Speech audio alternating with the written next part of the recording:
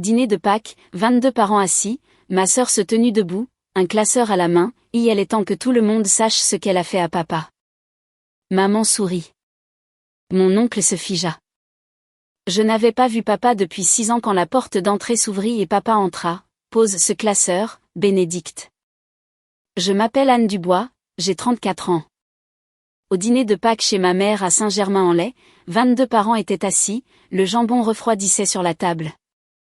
Ma sœur Bénédicte, l'enfant prodige qui ne pouvait rien faire de mal, se leva, brandissant un épais classeur en carton et annonça avec un doux sourire, « Il est temps que tout le monde sache enfin ce que cette misérable égoïste a fait à notre père mourant. » Ma mère acquiesça avec un soulagement visible.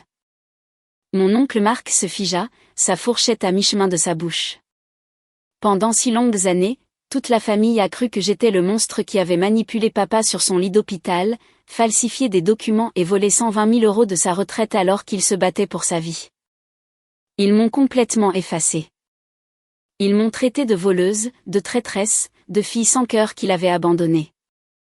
Ils n'avaient aucune idée que j'étais une avocate spécialisée en planification successorale qui avait conservé chaque reçu, chaque lettre bloquée, chaque preuve irréfutable. Et ils n'avaient aucune idée que l'homme qu'ils pensaient que j'avais détruit était sur le point de franchir cette porte d'entrée et de bouleverser toute la table. La salle à manger était arrangée avec une précision chirurgicale. Bénédicte se tenait en bout de table, la table de 3,6 mètres, le siège traditionnel de papa, vide depuis 6 ans, éclairé par le soleil de l'après-midi à travers la baie vitrée de ma mère. Elle s'était positionnée comme une procureure s'adressant à un jury. 22 personnes. Je les avais comptées quand j'étais arrivée 1 heure plus tôt, j'avais catalogué chaque visage, chaque relation, chaque personne qui avait choisi de croire son histoire plutôt que mon silence. Ma mère, Véronique, était assise à l'autre bout, 63 ans, portant le collier de perles que papa lui avait offert pour leur 30e anniversaire. Elle lui avait mis une place par habitude. Assiette, fourchette, couteau, verre d'eau rempli, et en attente. Tout le monde faisait semblant de ne pas le remarquer. Il était plus facile de maintenir la fiction qu'il avait simplement choisi de ne pas venir, plutôt que d'affronter la raison pour laquelle il ne viendrait pas.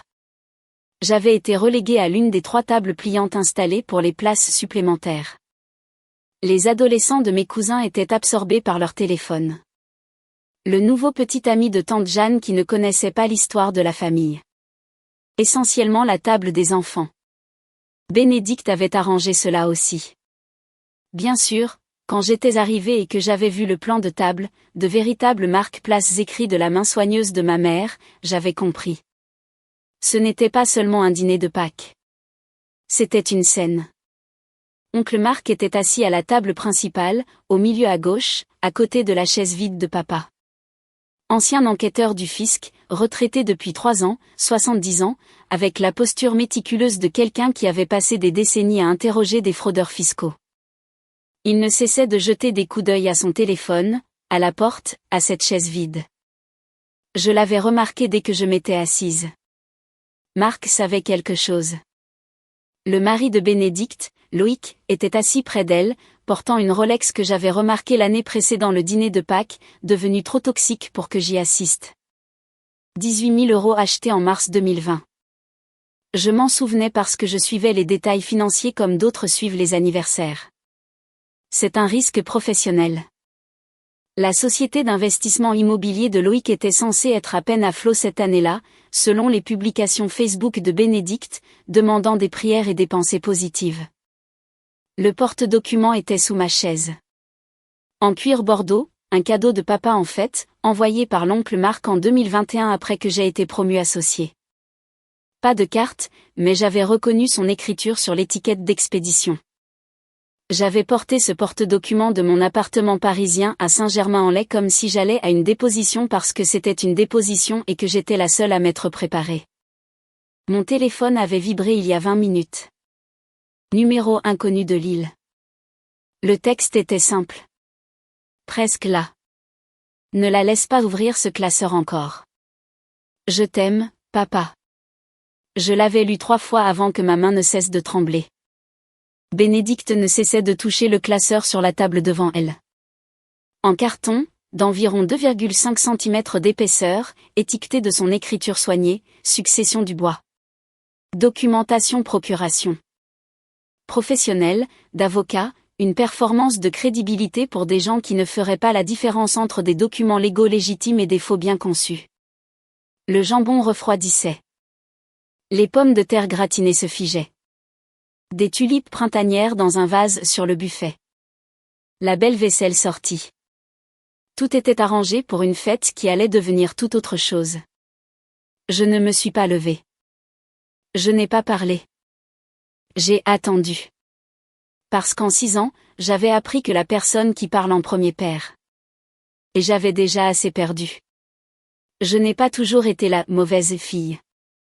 Il fut un temps, avant la faculté de droit, avant que je ne choisisse la Sorbonne plutôt que de rester près de chez moi, où je pensais pouvoir être les deux, réussi et aimé. J'avais 17 ans quand j'ai appris que dans notre famille, on ne pouvait être qu'une seule de ces choses. Bénédicte a 5 ans de plus, née en mars 1986, ce qui faisait d'elle la première-née, l'essai, l'enfant avec qui mes parents avaient appris à être parents. Au moment où je suis arrivée en juin 1991, ils avaient déjà décidé ce qui fonctionnait, l'attention pour la réussite, la proximité avant tout, et Bénédicte comme modèle de ce à quoi ressemblait une bonne fille. Elle était pom-pom girl, reine du bal de promo, a épousé Loïc à 24 ans lors d'un mariage qui a coûté plus que ma première année d'université, 3 enfants à 30 ans. Elle vivait à 2h30 de route à Lille, mais le récit familial la positionnait comme la fille qui était restée. Je vivais à 25 minutes de mes parents à Saint-Germain-en-Laye, travaillais dans le centre de Paris, rendais visite tous les 2 week-ends, appelais 3 fois par semaine, mais la distance est devenue une déloyauté dans une famille où Bénédicte contrôlait l'histoire. Le schéma s'est établi tôt. Les problèmes de Bénédicte sont devenus des urgences familiales. Mes réalisations sont devenues Anna étant Anna. Elle n'a pas besoin de nous. En 2014, le premier investissement immobilier de Bénédicte a échoué. Loïc avait surendetté une propriété commerciale qui n'a jamais trouvé de locataire. Ils avaient besoin de 35 000 €. Mes parents ont hypothéqué la maison pour les aider. J'étais en faculté de droit. Je l'ai découvert des mois plus tard, j'ai proposé d'aider à rembourser. Maman a dit, c'est réglé. Ne t'inquiète pas des affaires de famille. J'ai appris plus tard, bien plus tard, par un rapport d'enquêteur privé en 2023, que les 35 000 € n'avaient jamais été remboursés. L'hypothèque de mes parents est passée de 89 000 € à 124 000 €. Ils ont absorbé la dette. Bénédicte a absorbé la leçon, les parents choisiront son histoire plutôt que les faits. Le mur de photos de famille dans le couloir de ma mère raconte l'histoire plus honnêtement que nous ne l'avons jamais fait. 23 photos de la vie de Bénédicte. Mariage, bébé, vacances à la plage, moments spontanés où elle riait avec maman autour d'un café. 4 photos de moi. Remise de diplôme du lycée. Lettre d'acceptation à l'université brandie comme un trophée. Un Noël aléatoire où je souris mais mes yeux regardent ailleurs. Et ma remise de diplôme de la faculté de droit où le bras de papa est autour de mes épaules et j'ai l'expression de quelqu'un qui vient de gagner quelque chose mais n'est pas sûr que quelqu'un d'autre fête ça. J'ai cessé d'attendre de nouvelles photos après 2016. Au moment où papa est tombé malade en 2017, d'abord une BPCO, conséquence d'une vie de fumeur, il avait arrêté en 2003, mais les dégâts étaient faits. Puis une insuffisance cardiaque congestive en octobre. L'architecture était déjà en place. Bénédicte était la fille dévouée. J'étais la carrière orientée qui ne comprenait pas la pression familiale. Papa avait 57 ans. Trop jeune pour ça, disaient les médecins. Mais son cœur ne se souciait pas des échéances. Il a été hospitalisé 3 fois cette première année. Bénédicte l'a temporairement déménagé à Lille pour aider maman à gérer les rendez-vous. Je rendais visite tous les 2 week-ends, appelais 3 fois par semaine. Mais le récit de Bénédicte, c'est moi qui suis là, a persisté parce que c'était elle qui le racontait. Il y a une chose qui arrive quand vous êtes bon dans votre travail. Les gens commencent à voir votre compétence comme de la froideur. J'avais bâti une carrière chez Fournier et Associés, un cabinet de taille moyenne, division de planification successorale. J'aidais les familles à protéger leur patrimoine, à naviguer les complexités légales des soins de fin de vie, à prévenir l'exploitation financière. J'étais bonne, méticuleuse, soucieuse du détail, professionnelle. Bénédicte a utilisé cela contre moi. Anna ne se soucie que de la paperasse et des légalités. Elle ne peut pas juste être une fille. Elle doit être une avocate. Elle reniflait la positionner mon expertise comme une distance émotionnelle, ma retenue professionnelle comme un manque d'amour, et la famille, à l'aise avec la version de la réalité de Bénédicte, l'a acceptée. Je n'ai pas combattu le récit. Se battre vous fait paraître défensif. Je l'avais appris en formation de contentieux. Alors, je suis restée silencieuse, j'ai rendu visite à papa quand je le pouvais, j'ai aidé maman avec la paperasse d'assurance, et j'ai regardé ma sœur réécrire lentement ma relation avec mon père en temps réel.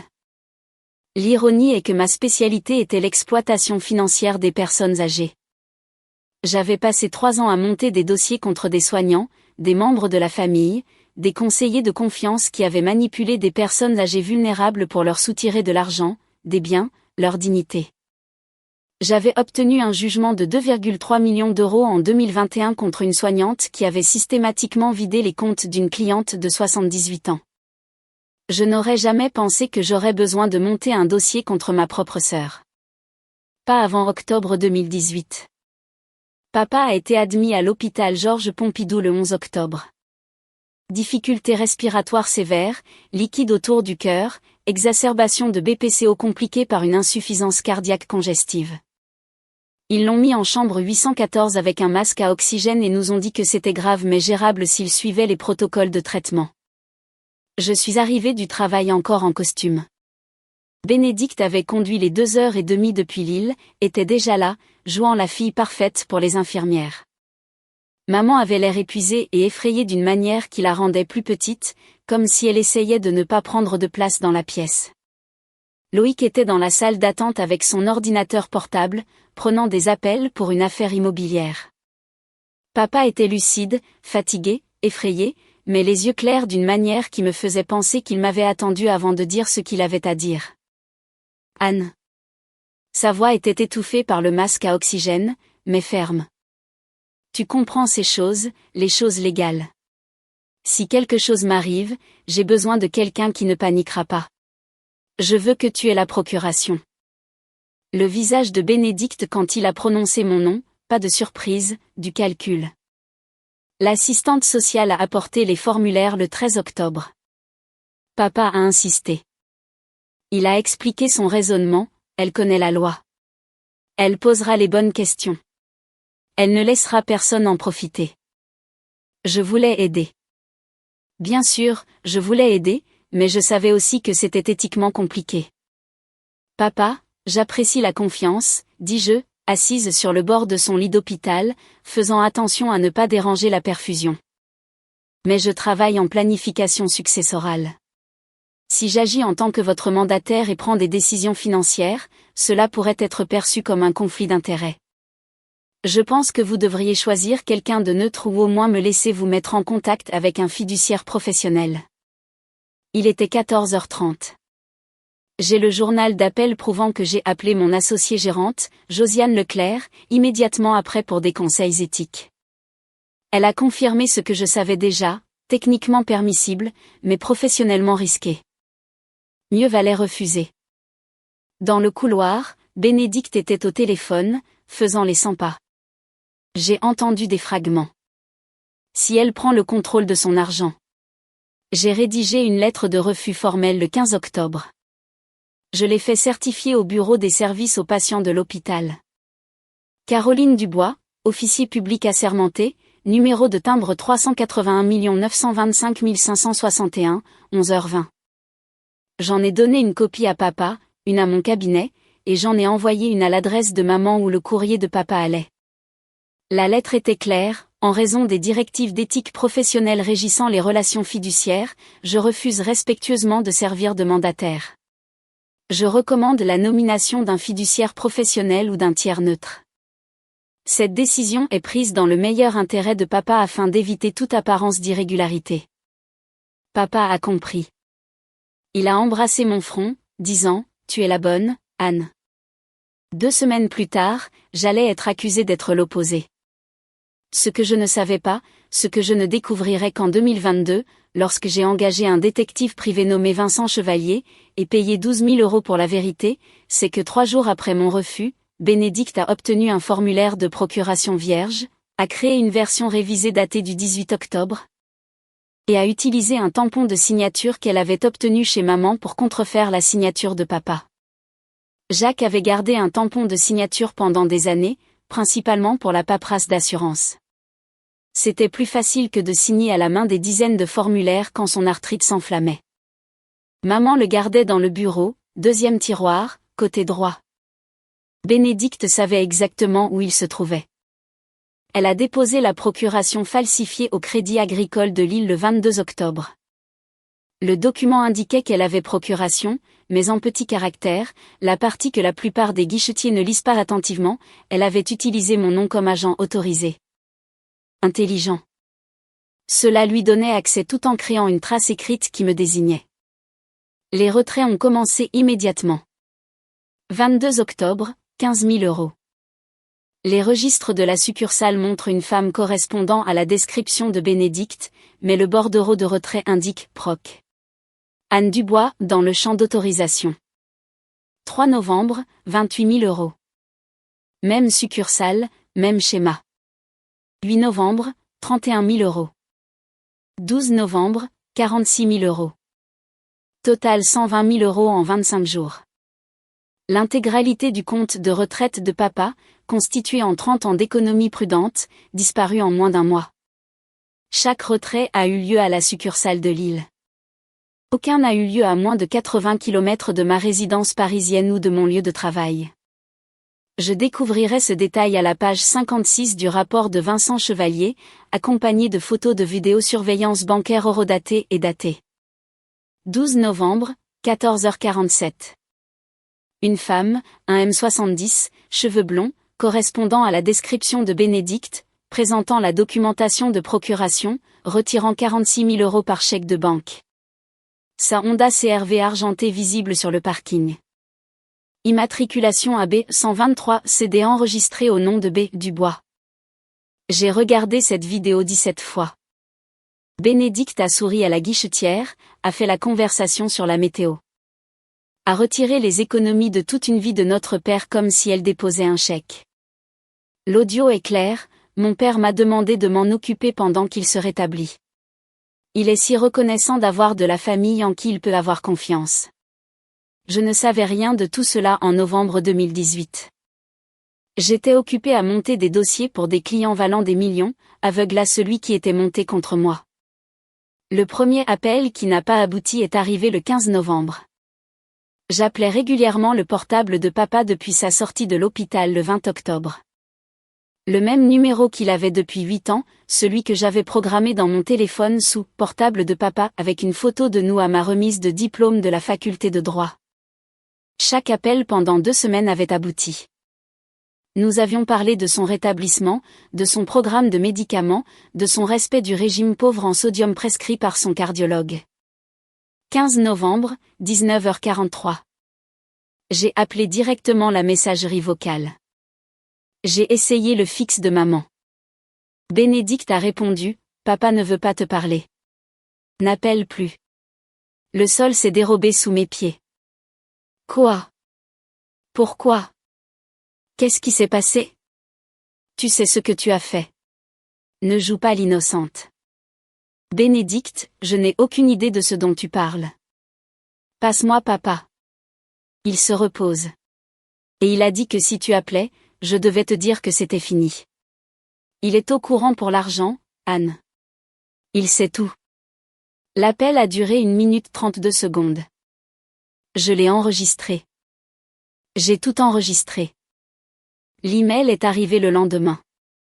De l'adresse de papa, jacques.dubois1960@gmail.com, le compte qu'il avait créé quand il avait pris sa retraite et commencé à faire plus de banques en ligne. L'objet, papa, que se passe-t-il? J'avais envoyé 3 emails de plus en plus frénétiques la veille.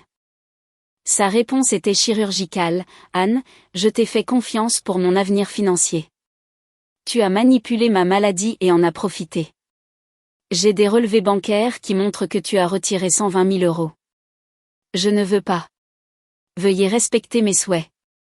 L'email a été envoyé le 16 novembre, 22h22.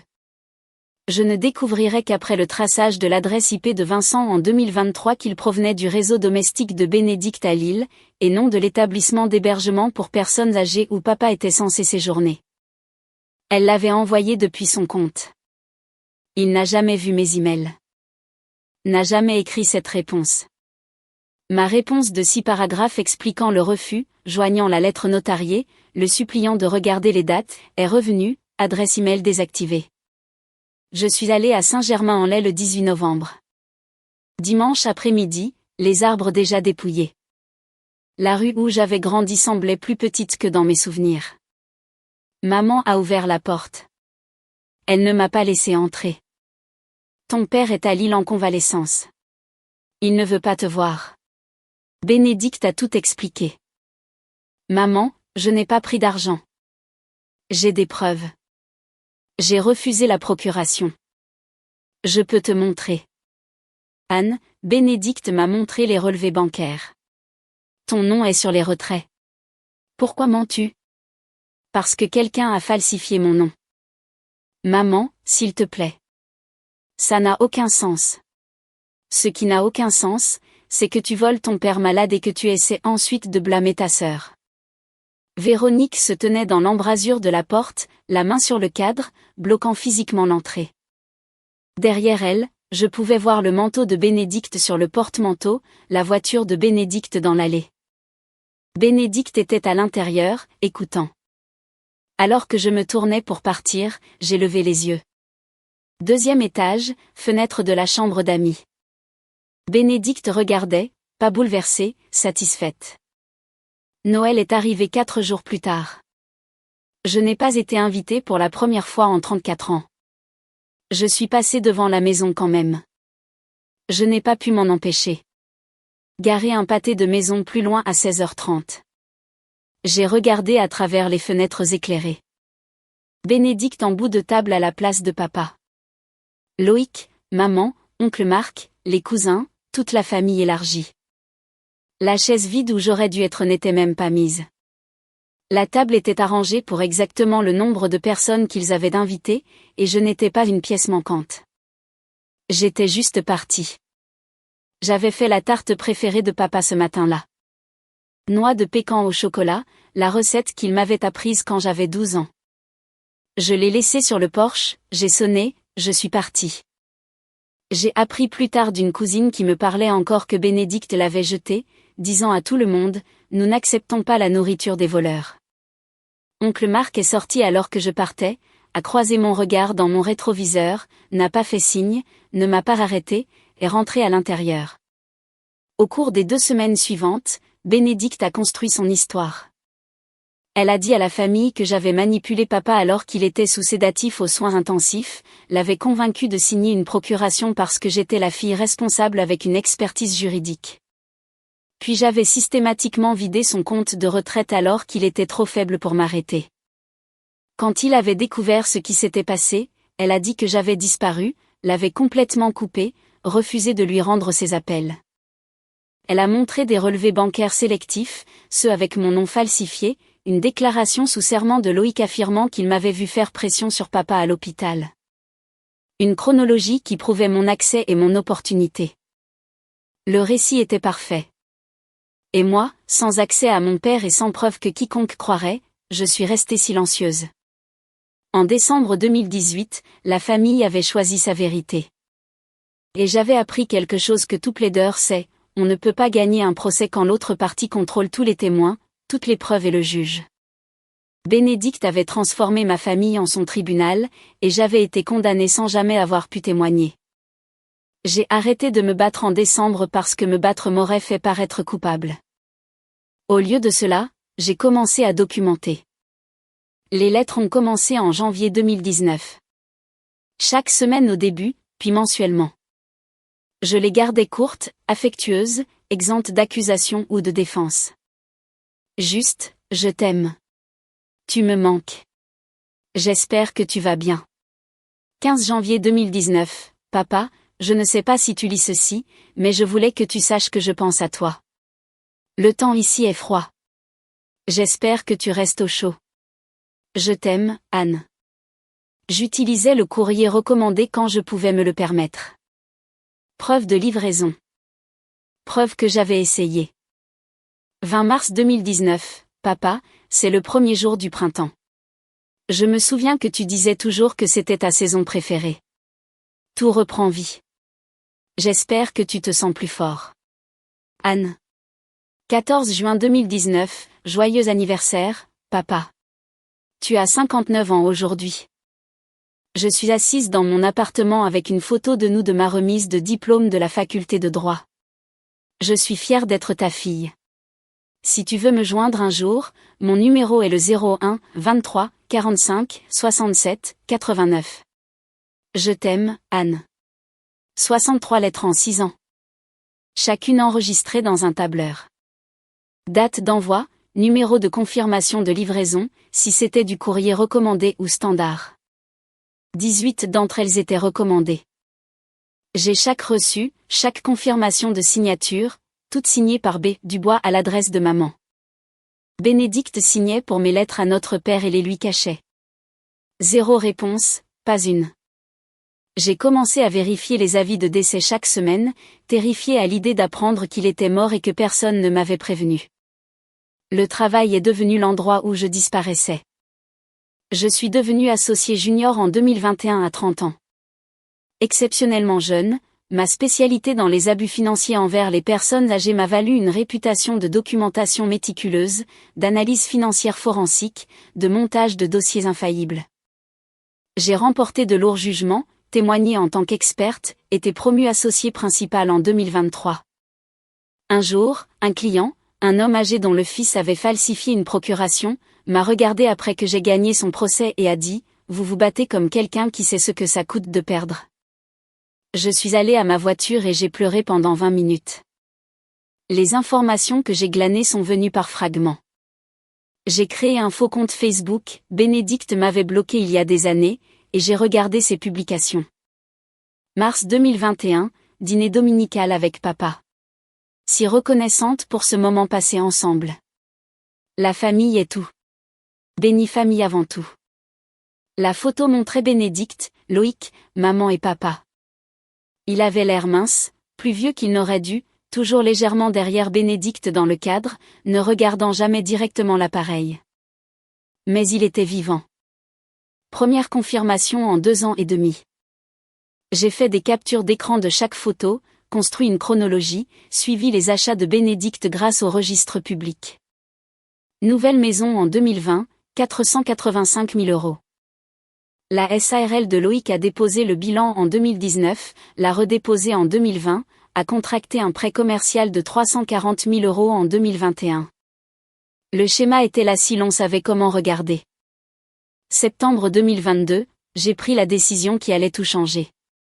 J'ai engagé Vincent Chevalier, ancien enquêteur de la brigade financière du FBI, 22 ans dans la fraude financière. Son tarif était de 300 € de l'heure plus 12 000 € d'acompte. Vous êtes avocate, m'a-t-il dit lors de notre première rencontre, dans un café de la Défense où j'avais apporté un classeur de 7 cm d'épaisseur. Vous savez, cela pourrait ne pas être juridiquement recevable s'il n'est pas déclaré incompétent. Je n'ai pas besoin de recevable, ai-je dit. J'ai besoin de la vérité. Documentée, irréfutable, horodatée. Parce qu'un jour j'aurai l'occasion de lui montrer, et je dois être prête. Vincent a remis son rapport en mars 2023. 83 pages documentant tout. La procuration falsifiée de Bénédicte, les schémas de retrait correspondant à ses investissements immobiliers. Les traces d'adresse IP montrant que les emails de papa provenaient de la maison de Bénédicte. Les relevés téléphoniques de mes numéros bloqués.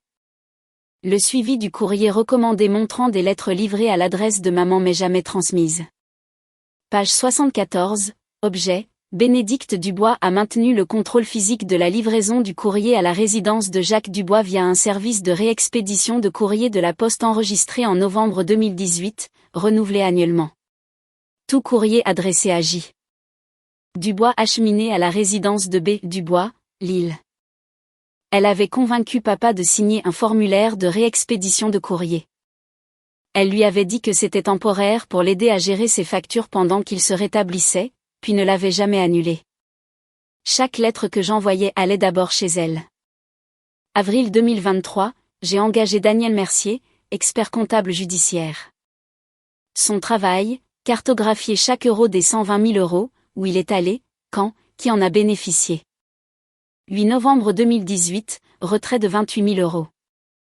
9 novembre, virement de 28 000 euros à Midwest Property Venture SARL, la société de Loïc. 12 novembre 2018, retrait de 46 000 euros. 15 novembre, acompte sur la Lexus RX de Bénédicte, 44 000 euros. Conclusion de Daniel. Page 22 de son rapport. Aucun retrait n'a eu lieu dans des institutions situées à moins de 80 km de la résidence ou du lieu de travail d'Anne Dubois.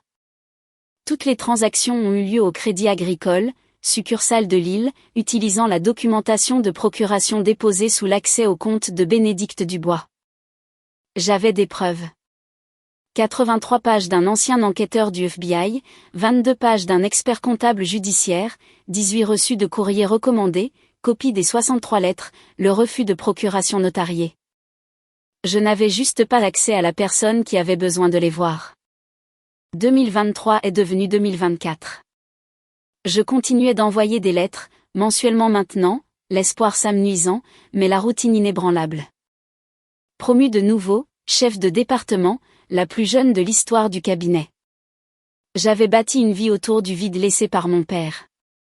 1er mars 2025, j'ai envoyé la 63e lettre. Mon écriture plus hésitante maintenant. 6 ans de silence avaient érodé la certitude qu'il les lirait un jour. Mais j'écrivais quand même parce qu'arrêter aurait signifié accepter que Bénédicte avait gagné. 10 mars, mon téléphone a sonné. Numéro inconnu de Lille. J'ai répondu. Bruit de fond. Son d'hôpital. Quelqu'un parlait au loin. Puis un raccrochage. J'ai rappelé. Numéro déconnecté. Je ne savais pas que c'était papa. On lui avait brièvement rendu son téléphone, par une infirmière, essayant de se souvenir de mon numéro, composant le mauvais. Je ne savais pas que tout était sur le point de changer.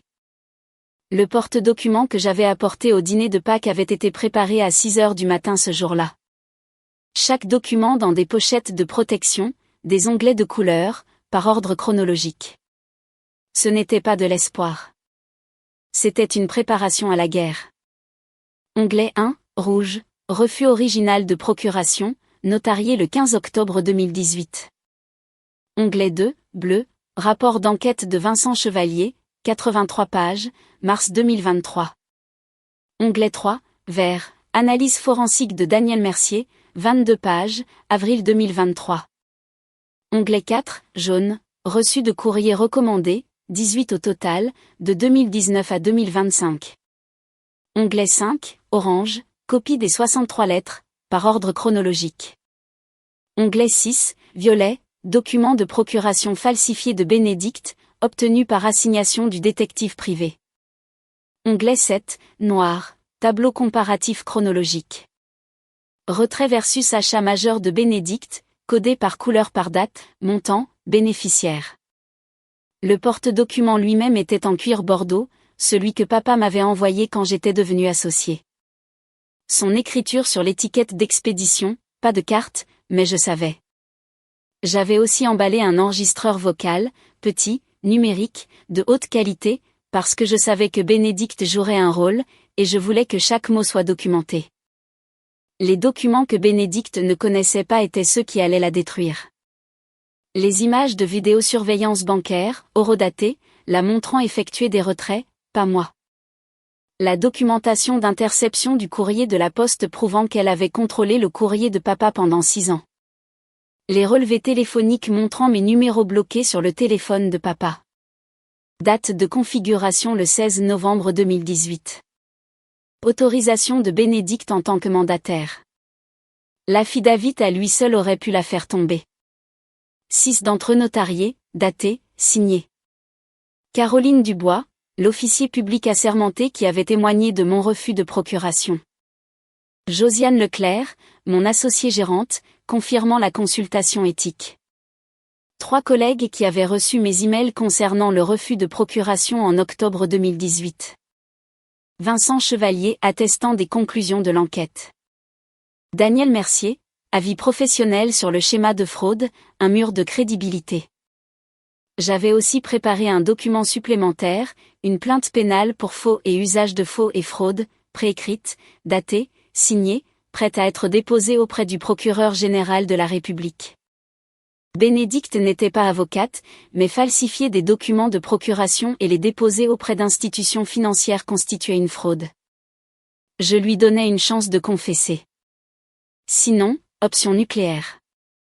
J'avais passé 6 ans à monter ce dossier comme si je poursuivais un crime fédéral. Parce qu'en un sens, c'était le cas. Bénédicte avait volé plus que de l'argent. Elle avait volé mon père, ma famille, mon nom, et j'avais documenté chaque mensonge, chaque faux, chaque lettre interceptée. Le texte de papa est arrivé à 16h10, 20 minutes avant que Bénédicte ne se lève. Presque là. Ne la laisse pas ouvrir ce classeur encore. Je t'aime. Je l'ai lu 3 fois avant que mes mains ne cessent de trembler. 3 semaines plus tôt, le 17 mars, une femme nommée Chloé Martin a tout changé. C'était une assistante sociale en cardiologie au centre de rééducation cardiaque de Bonchamp à Lille. Papa avait été admis en février avec une exacerbation d'insuffisance cardiaque congestive. Pas en soins palliatifs, pas mourant, mais en convalescence. Gérant une maladie chronique qui nécessitait une surveillance et un ajustement médicamenteux. Le travail de Chloé comprenait la planification de la sortie. Une partie de cela impliquait de cataloguer les affaires du patient, de s'assurer que tout était comptabilisé avant la sortie. Protocole standard. Elle a trouvé la boîte dans l'armoire de papa pendant l'inventaire. Carton scotché avec 3 couches de ruban adhésif, étiqueté de l'écriture de Bénédicte, effet personnel J. Dubois novembre 2018. La politique de l'hôpital exigeait que le contenu soit catalogué. Chloé l'a ouverte. À l'intérieur, 63 enveloppes, adressées à Jacques Dubois. Adresse de l'expéditeur, Anne Dubois, Paris. Date allant de janvier 2019 à mars 2025. La plupart non ouvertes, certaines ouvertes. Bénédicte avait apparemment vérifié le contenu, puis scellé de nouveau avec du ruban adhésif. Chloé a lu la première, juin 2020, fête des pères. Papa, joyeuse fête des pères et joyeux anniversaire.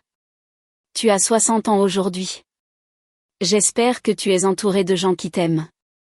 Je ne sais pas si tu les lis, mais je continuerai à t'écrire jusqu'à ce que tu me dises d'arrêter. Si tu veux me joindre un jour, mon numéro est le 01 23 45 67 89.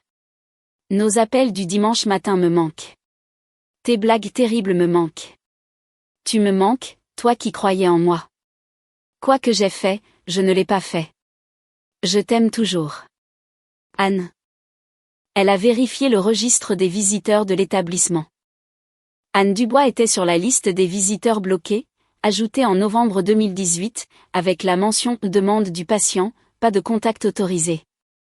63 lettres en 6 ans ne ressemblaient pas à « pas de contact désiré ». Cela ressemblait à toute autre chose. Chloé a apporté la boîte à papa l'après-midi du 17 mars. Il passait une bonne journée, lucide et alerte, assis dans son lit, lisant le journal. Monsieur Dubois, j'ai trouvé ceci pendant l'inventaire de sortie. C'est adressé à vous. Je pense que vous devriez les voir. Il a eu l'air confus. Des lettres d'Anne, mais Bénédicte a dit qu'Anne ne voulait pas de contact. Cette Anne-là? Monsieur, il y a 63 lettres ici, couvrant 6 ans. Ça ne ressemble pas à « ne veut pas de contact » pour moi. Je pense que vous devriez les lire vous-même. Il a lu pendant 3 heures. Chloé est restée, regardant son visage passer de la confusion à la douleur, puis à une rage naissante.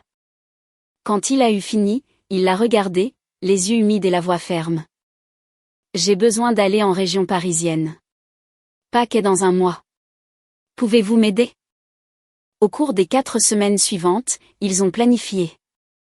Papa ne pouvait pas affronter Bénédicte seul. Elle contrôlait sa situation de vie, le peu d'argent restant, son accès à la famille. Mais Pâques arrivait. Maman organisait le dîner à Saint-Germain-en-Laye. Bénédicte serait là. Et Anne. Chloé l'a aidé à obtenir mon numéro actuel à partir des lettres. J'avais confirmé par un appel téléphonique maladroit de tante Jeanne que j'assisterais. Un geste de paix qui ressemblait plus à se présenter à ma propre exécution. 19 avril, 20h. Mon téléphone a sonné. Numéro inconnu. Anne, c'est papa. Ne raccroche pas. Je ne pouvais pas parler. 6 ans de silence et voici sa voix. Plus rauque que dans mes souvenirs. Plus vieille mais indubitablement la sienne. J'ai lu tes lettres. Toutes. Je sais ce que Bénédicte a fait. Chloé me conduit demain. Je serai là pour 16h30. Ne la laisse pas ouvrir ce classeur avant que je n'entre. Peux-tu faire ça pour moi, papa? C'était tout ce que je pouvais dire. Je suis tellement désolée, ma chérie. Je suis tellement désolée. Je t'expliquerai tout demain. Je t'aime. L'appel a duré 11 minutes. Je l'ai enregistré. Je n'ai pas pu m'en empêcher. J'enregistrais tout maintenant.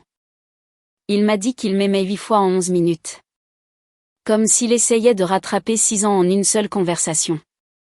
20 avril, 6 heures du matin. Chloé Martin a conduit Jacques Dubois de Lille à Saint-Germain-en-Laye. 2h30, autoroute A1, suffisamment tôt pour éviter les embouteillages. Papa a apporté la boîte de lettres comme preuve. Chloé s'est garée à 2 pâtés de maison de la maison de maman à 16h25. Une inconnue était sur le point de me rendre mon père, une assistante sociale qui avait trouvé 63 lettres lors d'un inventaire de routine et avait choisi la vérité plutôt que le protocole, qui avait pris un jour de congé pour conduire un patient cardiaque afin qu'il confronte sa famille. Qui a attendu dans sa voiture pendant qu'il entrait dans la pièce où j'avais été condamné sans procès. Le classeur de Bénédicte était du théâtre. C'est ce que j'ai compris au moment où elle s'est levée. Elle s'était positionnée parfaitement. Contre-jour, classeur tenu haut. Maman dans son champ de vision pour le soutien. Oncle Marc où il pouvait tout voir. La famille élargie arrangée en cercle concentrique de relations et de jugement. Avant que nous ne disions le bénédicité, commença-t-elle, la voix ferme, entraînée. Il y a quelque chose que je dois partager. Quelque chose que j'ai gardé secret trop longtemps par respect pour les souhaits de papa. Mais il n'est pas là et Anne est là. Et je pense que tout le monde mérite de connaître la vérité sur la raison pour laquelle notre famille s'est effondrée. Elle a ouvert le classeur, a commencé à en sortir des documents, les faisant passer autour de la table. D'abord, la procuration falsifiée datée du 18 octobre 2018 avec mon nom comme agent autorisé. Elle avait l'air réelle, professionnelle, notariée. Elle avait trouvé un notaire prêt à antidater apparemment ou avait falsifié cela aussi.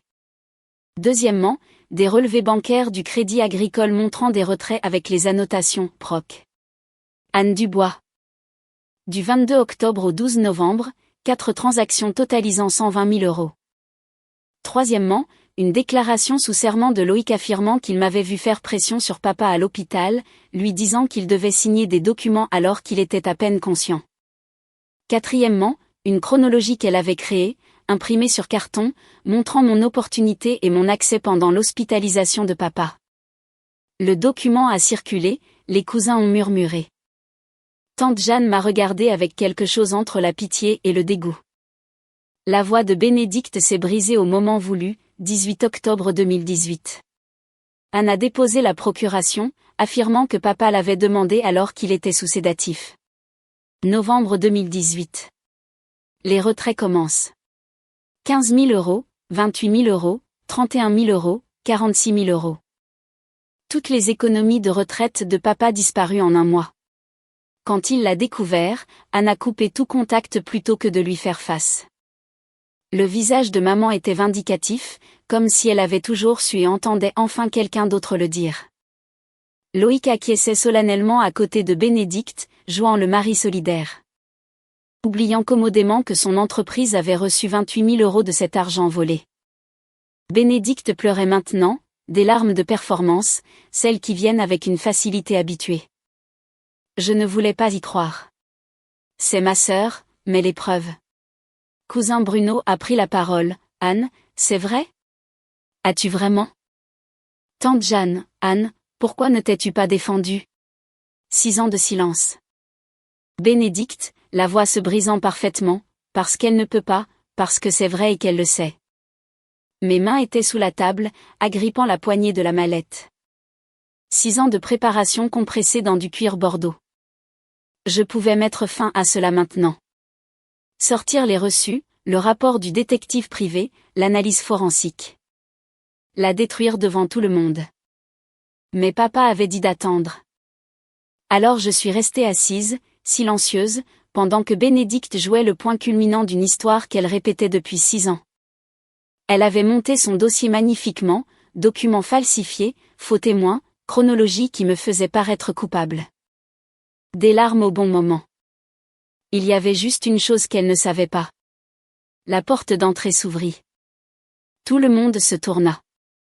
Jacques Dubois, 65 ans, mince, une canule à oxygène dans le nez, une petite bouteille portable sur un chariot à roulettes, se tenait dans l'embrasure de la salle à manger de Véronique. La pièce devint silencieuse. Maman laissa tomber sa fourchette. Le bruit du métal sur la porcelaine était incroyablement fort. Le visage de Bénédicte se vida de toutes couleurs. Bénédicte, dit papa, doucement mais clairement, la voix ferme malgré l'oxygène. Pose ce classeur. Oncle Marc se leva si vite que sa chaise racla le sol. Véronique émit un son comme si elle avait reçu un coup de poing. La bouche du cousin Bruno s'ouvrit, mais rien n'en sortit. Bénédicte ne posa pas le classeur. Elle était figée, le tenant contre sa poitrine comme un bouclier qui s'était soudainement transformé en papier. Papa, réussit-elle à dire, la voix tremblante. Tu n'aurais pas dû conduire ton cœur. Tu as besoin de te reposer. Laisse-moi. Je n'ai pas conduit, dit papa, entrant dans la pièce, faisant rouler le chariot à oxygène. Chloé m'a amené. Elle attend dehors. Et je ne suis pas confus, Bénédicte. J'ai été confus pendant 6 ans. Je suis clair maintenant. Il regarda autour de la table, ma mère, pâle et rigide. Mon oncle Marc, debout comme s'il était au garde à vous. Les cousins, la famille élargie, les 22 témoins de ce qui allait devenir soit ma justification, soit ma condamnation finale. Puis il me regarda. Nos regards se croisèrent pour la première fois en 6 ans, 5 mois et 5 jours. Son visage se brisa juste une demi-seconde. Douleur, amour et excuse compressés en une seule expression avant qu'il ne se durcisse à nouveau. Anne, dit-il, viens ici. Je me levai, contournai la table pliante, passai devant les adolescents qui s'étaient tus, devant tante Jeanne, qui semblait regarder un accident de voiture, devant Loïc, qui se dirigeait vers la porte. Bénédicte s'interposa. Papa, tu ne comprends pas. Elle t'a encore manipulé. Écarte-toi, dit papa. Pas fort, mais absolu. Bénédicte s'écarta. Je l'atteignis. Il me serra dans une étreinte d'un seul bras, l'autre main sur le chariot à oxygène pour l'équilibre. Il sentait l'allspice et le savon d'hôpital et le père que je pensais avoir perdu pour toujours. Je suis tellement désolé, murmura-t-il. J'aurais dû te faire confiance. Tu ne savais pas, lui murmurai-je en retour. Tu n'aurais pas pu savoir. J'aurais dû me demander pourquoi tu étais soudainement devenue silencieuse. J'aurais dû. Nous parlerons plus tard. Pour l'instant. Finissons. Il me relâcha, se tourna vers la table. Pendant 6 ans, dit-il, s'adressant à la pièce. Bénédicte m'a dit qu'Anne avait volé mon argent et m'avait abandonné. Elle m'a montré des relevés bancaires. Elle m'a lu des emails qu'elle disait venir d'Anne, disant qu'Anne ne voulait pas. Elle a contrôlé mon téléphone, mon courrier, mes visiteurs. Je l'ai cru parce que c'est ma fille, et je ne pensais pas qu'elle mentirait. Véronique retrouva sa voix. Jacques, qu'est-ce que tu dis? Je dis qu'il y a 3 semaines, une assistante sociale a trouvé une boîte dans mon armoire, 63 lettres d'Anne, carte d'anniversaire, carte de fête des pères, carte de Noël, des lettres me disant qu'elle m'aimait, me demandant pourquoi je ne lui parlais pas. Me suppliant de savoir ce que j'avais fait de mal. 6 ans de lettres dont je n'ai jamais connu l'existence. Il fouilla dans sa veste, celle que je lui avais offerte pour ses 60 ans, celle dont je me demandais s'il l'avait encore, et en sortit une enveloppe. Mars 2025. Mon écriture. Parce que Bénédicte les a cachés. Le nombre tomba comme une chose physique. 63. La pièce l'absorba. Ce n'était pas de la négligence. C'était une campagne. La bouche de Bénédicte s'ouvrit. Papa, ces lettres. Je te protégeais. Elle essayait de manipuler. Montre-leur ce qu'il y a vraiment dans ce classeur, dit papa. Pas la version mise en scène. La vérité. Je soulevai ma mallette sur la table. Le cuir bordeaux semblait foncer sur la nappe blanche. Je la posai juste devant le classeur en carton de Bénédicte. Mon tour, dis-je. J'ouvris la mallette, en retirai le premier document, onglet 1, rouge, le tint haut pour que tout le monde puisse voir le sonotarié. Ceci est mon refus formel de procuration, dis-je. Voix ferme, en mode avocate, pleinement engagée. Daté du 15 octobre 2018. Notarié par Caroline Dubois à l'hôpital Georges Pompidou à 11h20. 3 jours avant que Bénédicte ne prétende que j'ai déposé une procuration. Je le passai à oncle Marc. Vous avez enquêté sur la fraude financière pendant 22 ans. Vérifiez le sonotarié. Vérifiez la date. Marc l'examina. Regarda Bénédicte. C'est légitime. Sonotarié. Cachet. Signature. Daté du 15 octobre. Mon associée gérante, Josiane Leclerc, peut confirmer que je l'ai consulté sur les implications éthiques avant de refuser. Je continuai, j'ai 3 collègues qui ont reçu des emails de ma part cette semaine-là expliquant ma décision. J'ai refusé parce que servir de mandataire de papa tout en travaillant comme avocate spécialisée en droit des successions créait un conflit d'intérêts. Cousin Bruno, mais les relevés bancaires montrent ton nom sur les retraits. Ils montrent mon nom, dis-je. Ils ne me montrent pas moi. Je sortis l'onglet 2, la procuration falsifiée. Je la posai à côté de mon refus. Ceci est le document que Bénédicte a déposé au Crédit Agricole le 22 octobre. Obtenu par assignation du détective privé. Remarquez la date.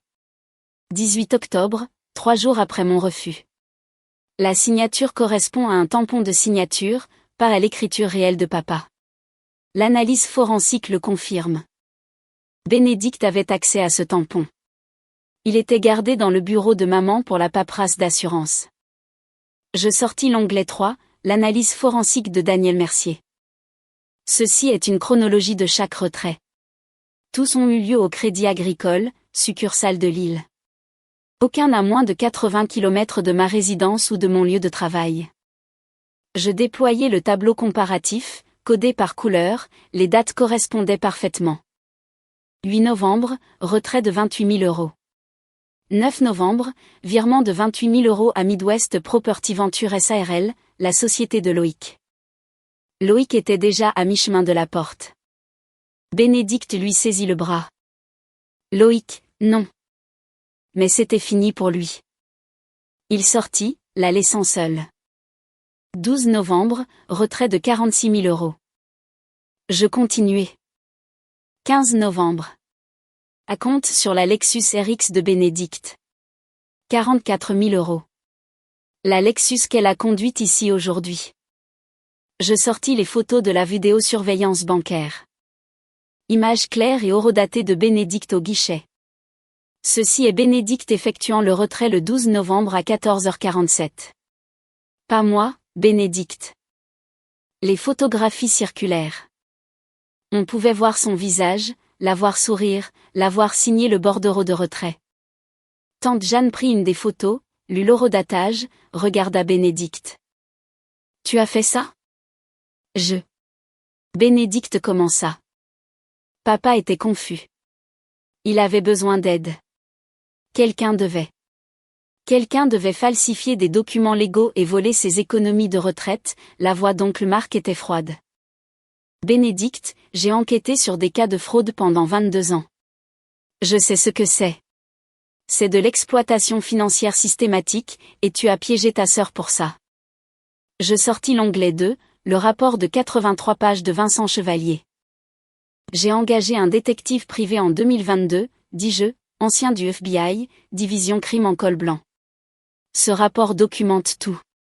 La procuration falsifiée, la mise en place de la réexpédition de courrier par Bénédicte. Elle a convaincu papa de signer un formulaire en novembre 2018, lui a dit que c'était temporaire pour l'aider à gérer ses factures, puis ne l'a jamais annulé. Chaque lettre que j'envoyais allait d'abord chez elle. Je leur montrai la page 74, la documentation de la poste. Elle a contrôlé son courrier pendant 6 ans, a renouvelé la réexpédition annuellement, s'est assuré qu'il ne voit jamais mes lettres. Papa s'avança avec la boîte en carton, la posa sur la table, l'ouvrit. 63 enveloppes se répandirent. Je ne les ai jamais vues avant il y a 3 semaines, dit-il. 63 lettres que ma fille m'a envoyées, me suppliant de savoir pourquoi je ne lui parlais pas. Tante Jeanne prit la lettre de juin 2020. La lut à voix haute, la voix brisée. Papa, je ne sais pas si tu liras un jour ceci, mais c'est ton anniversaire, et je voulais que tu saches que je pense à toi tous les jours. Tu me manques tellement. Ça fait mal. Quoi que j'ai fait pour te perdre, je ferai n'importe quoi pour y remédier. S'il te plaît, dis-moi juste ce que j'ai fait. Anne. Elle pleurait maintenant. Bénédicte, est-ce vrai? Bénédicte tenta une dernière défense, je le protégeais. Anne aurait manipulé. Avec quoi? Je sortis l'onglet 4, 18 reçus de courrier recommandés. Ceci prouve que j'essayais de le joindre. Vous avez signé pour chacun. Votre signature, votre écriture. Je les tins haut, les montrai à la pièce.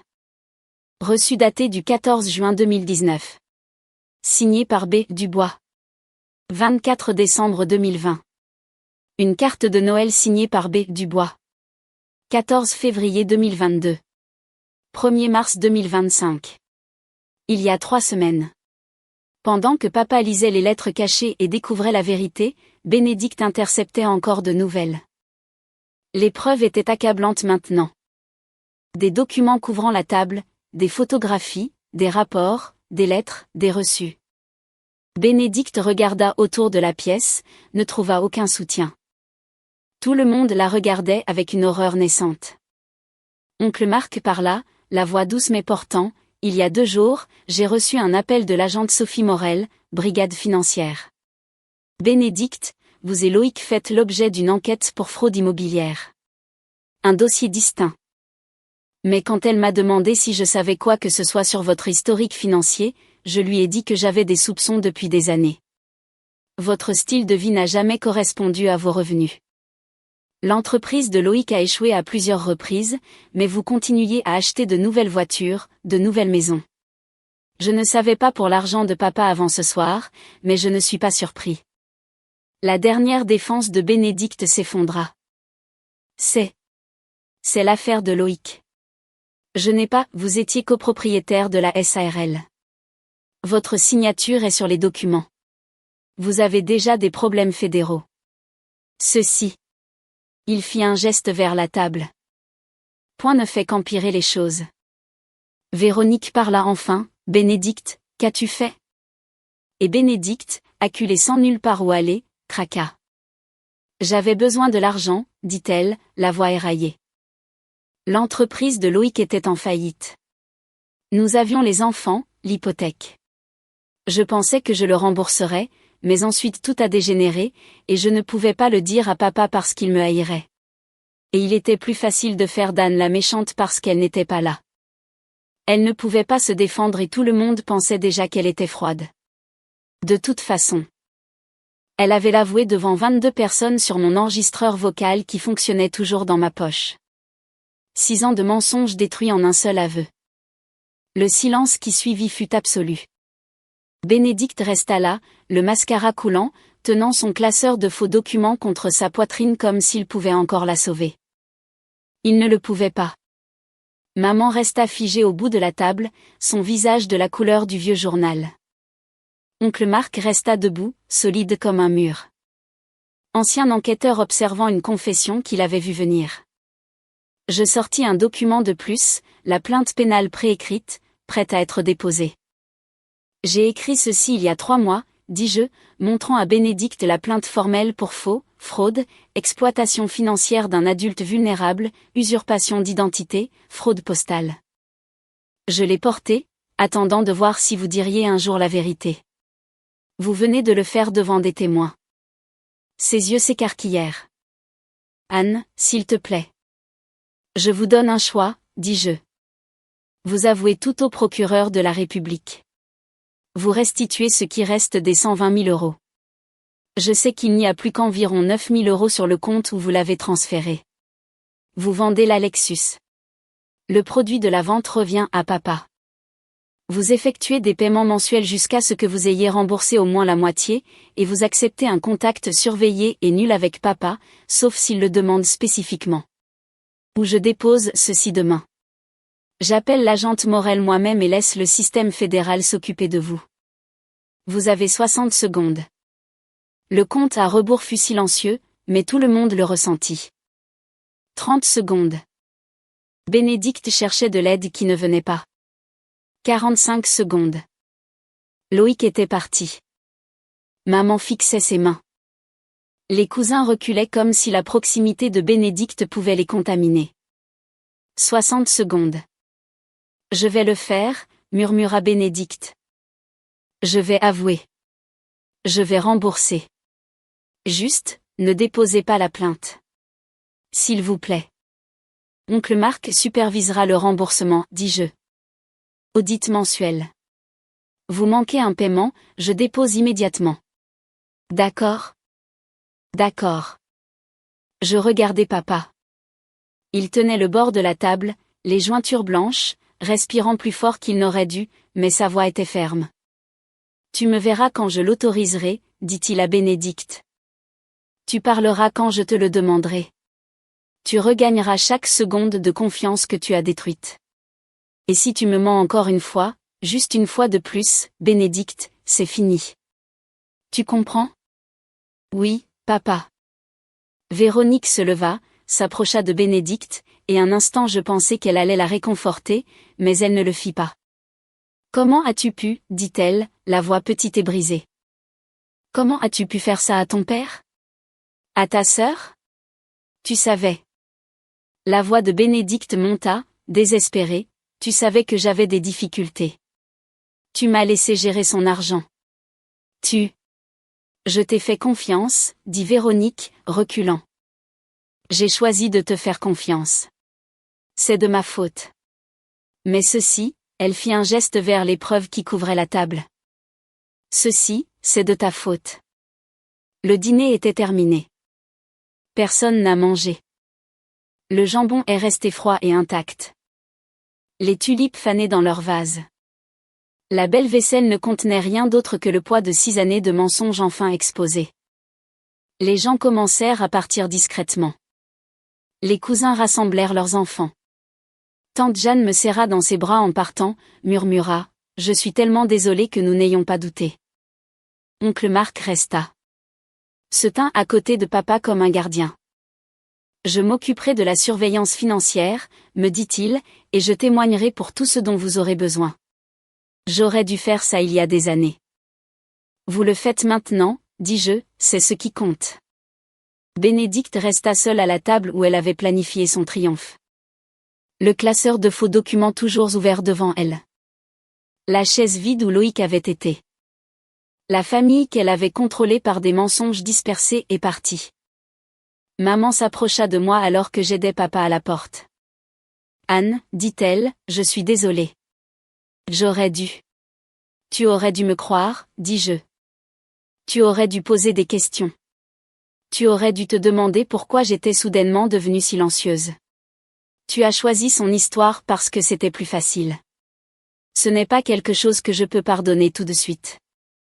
Peut-être un jour, mais pas aujourd'hui. » Elle acquiesça. Ne discuta pas. ne demanda pas plus que ce que je pouvais donner. J'ai accompagné mon père jusqu'à la voiture où Chloé l'attendait.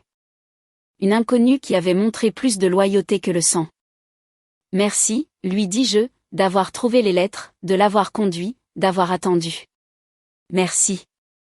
Il a parlé de vous pendant tout le trajet, dit-elle. Il vous aime beaucoup. Papa monta sur le siège avant. Je me penchai par la fenêtre. Viens rester chez moi, dis-je. À Paris, mon appartement a une deuxième chambre. Tu ne devrais pas retourner à Lille. Pas encore. J'aimerais ça, dit-il.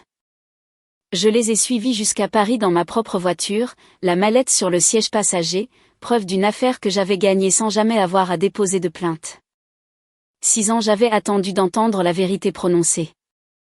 Et quand elle est venue, ce n'était pas ma voix qui la disait. C'était celle de Bénédicte. Elle avait construit le mensonge si soigneusement, l'avait si bien joué, l'avait si complètement contrôlé. Mais les mensonges ne tiennent que lorsque tout le monde accepte d'y croire. Et dans cette pièce, avec mon père debout à mes côtés, avec 83 pages de preuves sur la table, avec 63 lettres témoignant, l'accord s'est brisé. La vérité était plus forte que ses larmes. Les mois qui suivirent furent à la fois plus durs et plus faciles que je ne l'avais imaginé. Papa a emménagé dans ma chambre d'amis à Paris le lendemain de Pâques.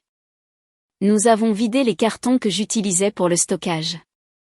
D'anciens dossiers, des manuels de droit que je n'utiliserai plus jamais, les débris accumulés d'une vie construite autour de l'absence. Il n'a presque rien apporté avec lui. Une valise de vêtements, ses médicaments, la veste marron, la boîte de lettres. Nous n'avons pas parlé de Bénédicte la première semaine. Nous avons juste existé ensemble. Je faisais du café le matin. Il s'asseyait à ma table de cuisine pour lire le journal comme il le faisait autrefois à la maison. Nous regardions de vieux westerns le soir, ses préférés, ceux que j'avais regardés avec lui les dimanches après-midi en grandissant. Lentement, nous avons comblé 6 ans. Il m'a parlé de Lille, de l'établissement d'hébergement pour personnes âgées qui était propre mais solitaire. Des visites de Bénédicte qui semblaient toujours étranges d'une manière qu'il ne pouvait pas articuler. Le brouillard de confusion quand les gens me mentionnaient. Il demandait quand je viendrais lui rendre visite et on lui disait « Elle ne veut pas te voir, papa. Elle est passée à autre chose. » Je n'y ai jamais cru entièrement, dit-il un matin de mai. Nous étions tous les deux assis sur mon petit balcon avec un café. Une partie de moi continuait de penser « Ce n'est pas mon âne. » Mais Bénédicte avait tant de preuves, des documents, des déclarations. Elle me montrait des emails soi-disant de toi disant des choses terribles. Et j'étais fatiguée, Anne, si fatiguée et effrayée. Et la chimio pour l'alerte au cancer en 2020 a tout rendu flou. Il était plus facile de la croire que de se battre. Cancer, dis-je. Ma tasse à mi-chemin de ma bouche. À petites cellules. Détecté tôt. Rémission en 2021. Bénédicte a dit qu'elle te l'avait dit et que tu ne t'en souciais pas. Un autre mensonge dont je n'avais pas eu connaissance. Un autre morceau de la vie de mon père volé. Nous avons cuisiné ensemble. Je lui ai demandé de m'apprendre sa recette de lasagne. Celle que j'avais demandée pendant des années mais jamais apprise. 15 juin. Nous avons passé 3 heures dans ma cuisine, lui me guidant à travers chaque étape, l'écrivant sur une fiche recette d'une écriture qui tremblait plus qu'avant, mais qui était toujours indubitablement la sienne. Datée du 15 juin 2025. Il écrivit en bas, pour Anne, qui n'a jamais cessé d'essayer. J'ai encadré cette carte. Elle est toujours accrochée dans ma cuisine. Bénédicte a essayé de rendre visite 3 fois. Mai, juillet, octobre. Chaque fois supervisée par oncle Marc dans des lieux neutres, café, parc, lieux publics où elle ne pouvait pas contrôler le récit. Les conversations étaient tendues. De surface. Juillet, papa, je sais que je ne peux pas défaire ce que j'ai fait, mais je veux que tu saches que je me fais aider. Thérapie, conseil financier. C'est bien, Bénédicte. J'espère que cela t'aide. Silence. Penses-tu que tu me pardonneras un jour? Je ne sais pas. Demande-moi dans un an si j'ai un an. Elle payait la restitution mensuellement, 800 €, maigre mais constante. Oncle Marc confirmait chaque paiement, suivait chaque euro. La Lexus a été vendue pour 32 000 €. Cela a été versé sur le compte de papa. Le total récupéré en octobre était de 41 000 €. Même pas la moitié, mais c'était quelque chose. L'état de papa s'est aggravé en août. L'insuffisance cardiaque congestive qui avait toujours été là, en attente.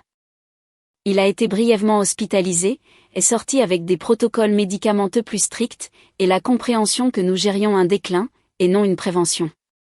J'ai pris un congé familial pour raison médicale, je suis resté avec lui. Nous avons regardé plus de western, joué aux cartes, parlé de tout et de rien. Septembre. Il a dit, je suis fier de toi. La façon dont tu as géré Pâques, la façon dont tu as monté ce dossier. Tu aurais pu la détruire publiquement, tu aurais pu porter plainte, tu aurais pu être féroce. Mais tu lui as donné le choix. Cela demande de la force. Je ne suis pas sûr que j'aurais eu. Je l'ai appris de toi, dis-je. Tu m'as appris qu'avoir raison n'est pas la même chose qu'être cruel. Ah bon? Je ne me souviens pas d'avoir été si sage. Tu l'étais. Tu le es. Bénédicte a cessé de demander des visites après octobre. A envoyé une lettre à la place. Une seule page, une seule phrase. Je suis désolée de t'avoir volé ton père. Je ne pourrai jamais te le rendre. Elle avait raison. Elle ne le pouvait pas. 8 janvier 2026. Le cœur de papa a donné son dernier avertissement. Douleur thoracique sévère. Essoufflement même avec de l'oxygène. J'ai appelé le 15, mais je savais, il savait. Pas d'hôpital, dit-il. S'il te plaît, j'ai fini de me battre. J'ai appelé les soins palliatifs. Ils sont arrivés en moins de 2 heures. Ont installé l'équipement dans mon appartement. L'ont mis à l'aise. Il était lucide ce dernier jour. Remarquablement clair pour quelqu'un dont le cœur défaillait. Nous avons parlé de maman. Elle a fait des erreurs, mais elle a aussi perdu. Elle t'a perdu. M'a perdu, a perdu la vérité. C'est une punition suffisante. Nous avons parlé de Bénédicte. Elle devra vivre avec ce qu'elle a fait. C'est pire que toute conséquence légale. Nous avons parlé de moi, tu as toujours été la plus forte. Je suis désolée d'avoir mis si longtemps à le voir. Puis, en fin d'après-midi, la lumière s'est estompée dehors. Les bruits de la ville de Paris, étouffés et lointains. Ne laisse pas cela t'aigrir, Anne. On t'a volé 6 ans. Ne lui donne pas le reste de ta vie aussi. Je ne le ferai pas, papa. Je te le promets. Et ta mère. Elle a fait des erreurs. Mais elle a aussi perdu. Elle t'a perdu. M'a perdu. A perdu la vérité. C'est une punition suffisante. J'y réfléchirai. Il a souri, a fermé les yeux. Sa respiration a ralenti. Je lui ai tenu la main. La même main qui m'avait appris à faire du vélo, à lancer une balle de baseball, à signer mon nom en cursive. La main qui avait signé des documents légaux et fait confiance à la mauvaise fille et n'avait jamais cessé d'être mon père même quand il ne savait pas que j'étais toujours sa fille. Il est décédé à 4h22 du matin le 9 janvier 2026. Paisible, pas seul, pas confus sur qui l'aimait. J'ai appelé oncle Marc en premier, puis tante Jeanne. Véronique en troisième, Bénédicte en dernier. Les funérailles ont eu lieu un froid matin de janvier à Saint-Germain-en-Laye, la même ville où j'avais grandi, où j'avais été effacé des photos de famille, où j'avais attendu sur le porche 6 ans plus tôt et où l'on m'avait refusé l'entrée. Bénédicte est venue, s'est tenue à l'arrière, ne s'est pas approchée de moi, est partie avant la réception. Maman a essayé de me serrer dans ses bras. Je l'ai laissé faire brièvement, sans lui rendre de chaleur. Nous n'en étions pas encore là. Peut-être ne le serions-nous jamais. Oncle Marc a prononcé l'éloge funèbre, a parlé d'intégrité, de vérité, de l'importance de remettre en question les récits que l'on nous donne. Il n'a pas mentionné Bénédicte par son nom. Il n'en avait pas besoin. Nous avons enterré papa à côté de ses parents au cimetière de Saint-Germain-en-Laye. La pierre tombale indiquait « Jacques-Michel Dubois, 14 février 1960, 9 janvier 2026. Père aimé, la vérité prévaudra. » J'avais choisi ces mots avec soin. 3 semaines plus tard, la lettre de Bénédicte est arrivée. Une seule page, une seule phrase. J'ai failli la jeter, mais je l'ai ouverte. Je suis désolée de t'avoir volé ton père. Je ne pourrai jamais te le rendre. Elle avait raison. Elle ne le pouvait pas. Je garde cette lettre dans un tiroir avec les 63 lettres que j'avais envoyées à papa. Preuve de 2 types de persévérance très différents. Sa boîte de lettres, preuve que je n'ai jamais cessé d'essayer. Sa seule lettre, preuve qu'elle avait enfin compris ce qu'elle avait détruit. Je ne sais pas si je pardonnerai un jour à Bénédicte. Je ne sais pas si je parlerai un jour à ma mère au-delà des fêtes et des appels obligatoires. Je ne sais pas si la famille se remettra vraiment un jour. Ce que je sais, j'ai la fiche recette accrochée dans ma cuisine. J'ai la mallette qui contenait la vérité, rangée maintenant dans mon placard, mais jamais oubliée. J'ai 8 mois de dimanche que personne ne peut me prendre. J'ai la certitude que quand cela a le plus compté, quand je me tenais dans cette salle à manger avec 22 personnes qui croyaient que j'étais une voleuse, je n'ai pas bronché. J'étais préparée. J'avais documenté. J'avais attendu. Et j'avais gagné. Non pas parce que je voulais me venger. Parce que je voulais que mon père connaisse la vérité avant de mourir. Je l'ai eu, de justesse, mais je l'ai eu. 3 mois après les funérailles, je rangeais les affaires de papa dans ma chambre d'amis. J'ai trouvé quelque chose glissé dans la poche de la veste marron, celle que je lui avais offerte pour ses 60 ans. Une photo. Lui et moi à ma remise de diplôme de la faculté de droit. Tous les deux souriants, son bras autour de mes épaules, au dos, de son écriture, Anne Dubois, maître, juin 2016. La bonne. Il l'avait portée avec lui au dîner de Pâques. L'avait portée à travers 6 ans de mensonges de Bénédicte. L'avait portée sans savoir s'il me reverrait un jour, mais gardant la preuve qu'une fois nous avions été heureux. Je l'ai encadré aussi. La semaine dernière, j'ai pris un nouveau dossier. Une femme âgée, 81 ans, dont le fils l'a systématiquement isolée de sa fille. Un schéma classique d'exploitation financière. La fille est venue à mon bureau avec 6 mois de documentation, appel bloqué, lettre retournée. Une mère qui soi-disant ne veut pas, mais dont le comportement ne correspond pas à l'histoire. J'ai regardé ces preuves et j'ai vu mon propre visage d'il y a 7 ans. Nous allons monter un dossier, lui ai-je dit. Documentez tout. Restez patiente. La vérité fait toujours surface. Il faut juste du temps. Elle m'a demandé comment je savais. Je lui ai montré la photo sur mon bureau. Moi et papa, la remise de diplôme de la faculté de droit, la bonne. Parce que j'ai été là où vous êtes, ai-je dit. Et j'ai retrouvé mon père. Nous allons retrouver le vôtre aussi. C'est le genre de justice qui n'a pas besoin d'applaudissements. Elle n'a pas besoin d'aveux publics ni de vindications virales ni de vengeance servie froide. Elle a juste besoin de vérité, de documentation, de patience, et de la conviction que quelque part sous 6 ans de mensonges, ou 6 mois, ou 60, il y a une personne qui vous aime et n'a jamais cessé de le faire. Ils étaient juste cachés. J'ai retrouvé mon chemin vers le mien.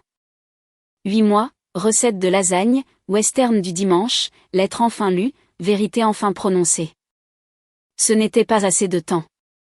Cela n'aurait jamais été assez de temps, mais c'était réel. Et c'est le genre de justice avec laquelle je peux vivre.